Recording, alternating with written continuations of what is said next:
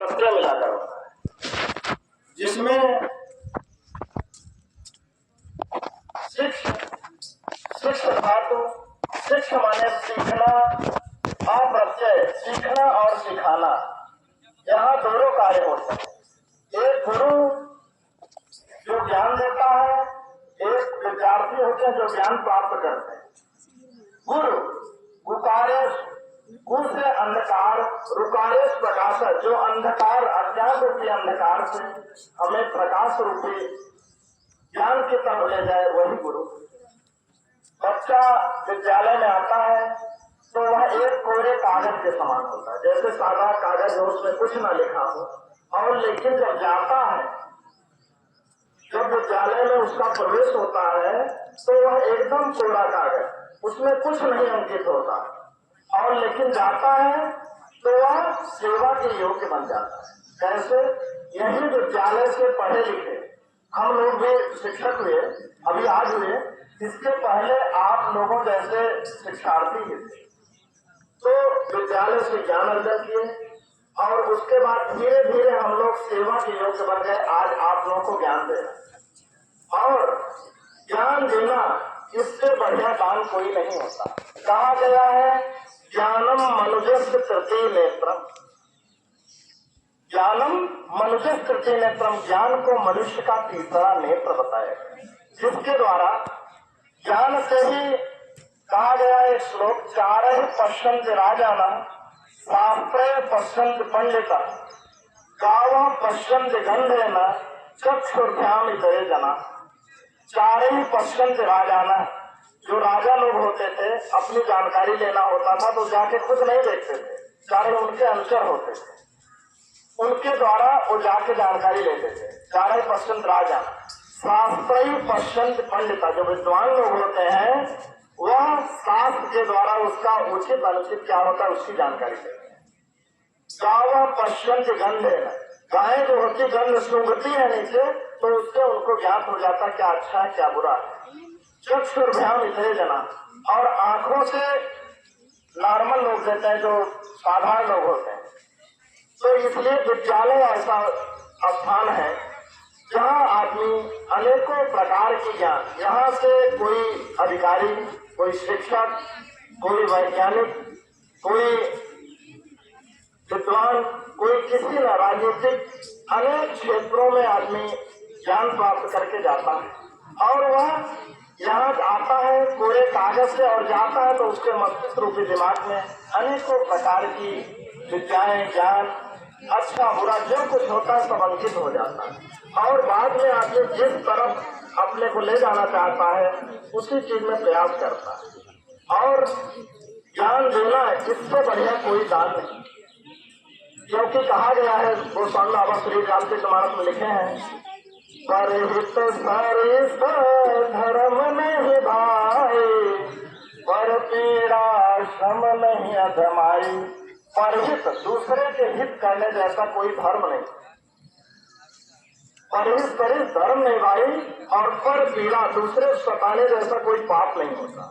यही चीज अष्टादश पुराणेषु व्यासस्य वचनद्वयम् परोपकारः पुण्याय पापाय परिपीडः। 18 पुराणों को जो वेद व्यास जी ने लिखा है उसमें कहा परोपकार, दूसरे को किया गया उपकार ही पुण्य होता है और दूसरे को सताने जैसा पाप। तो इसलिए शिक्षक आता है तो वह, बहुत लोग हैं देखते हैं शिक्षक कम समय में उनके शरीर पे न मिट्टी लगी ना धूल, लेकिन सबसे ज्यादा उनको पेमेंट आज मिलता है, ज्ञान करते हैं। लेकिन ये नहीं देखते कितनी उम्र उसको एक क्लास 40 मिनट पढ़ाना होता है, उसके लिए कितना उन्होंने अध्ययन किया, कितने घंटे तैयारी किया। एक दिन से कोई पढ़ के नहीं हो जाता, ऐसा हो जाता छोटे बच्चे जाके शिक्षक बन जाते, सब शिक्षक की तरह से। कितनी परीक्षाएं होती हैं, 20 लाख 25 लाख 30 लाख लोग परीक्षा देते हैं, सम्मिलित होते हैं, लेकिन मिलता कम लोग को, तो उससे कोई तुलना नहीं आती जाती। जिसका जो ज्ञान होता है उसके अनुसार उसको पद और स्थान मिलता है, और सबका अलग अलग। तो विद्यार्थी यहाँ आते हैं और जो जितना अपनी बुद्धि का प्रयोग होता है, किसी की बुद्धि कम ज्यादा नहीं होती, ये है कि कौन कितना बुद्धि लगाता है। एक ही शिक्षक एक क्लास में पढ़ाता है वही विषय, और यदि उसमें 100-200 बच्चे हैं तो कोई बच्चा 99% पाता है, कोई बच्चा फेल हो जाता है। तो इसमें शिक्षक की गलती नहीं होती। शिक्षक को सबको समान पढ़ाया, सबको साफ ज्ञान दिया। वही उसमें कुछ विद्यार्थी है जिसको नहीं आता, वो ध्यान देते हैं पढ़ने वाले विद्यार्थी। अध्यापक जो पढ़ाता है उसकी बातों को ध्यान से सुनते हैं, और नहीं आता तो बाद में भी जिनको समझ में नहीं आता कुछ लोग शर्माते हैं। तो कुछ लोग ऐसे होते हैं, जाके शिक्षक कहीं बैठे हैं उनसे जाके पूछ लेता है, सर ये चीज हमको ध्यान नहीं आया, वहां शर्मा रहे तो पूछ लेता है। तो उसको तो ध्यान तुरंत कॉन्सेप्ट जो होता है धारणा उसकी वो एकदम स्पष्ट हो जाती है। और जो बच्चे उसमें शर्म करते हैं तो बाद में जिंदगी भर शर्म करने लगते हैं उनको। और जो चीज बचपन में हम पढ़ लेते हैं 6, 7, 8, 6 से 10 तक का ज्ञान आजीवन आपको वही मिलेगा विस्तृत रूप में विशद व्याख्या के।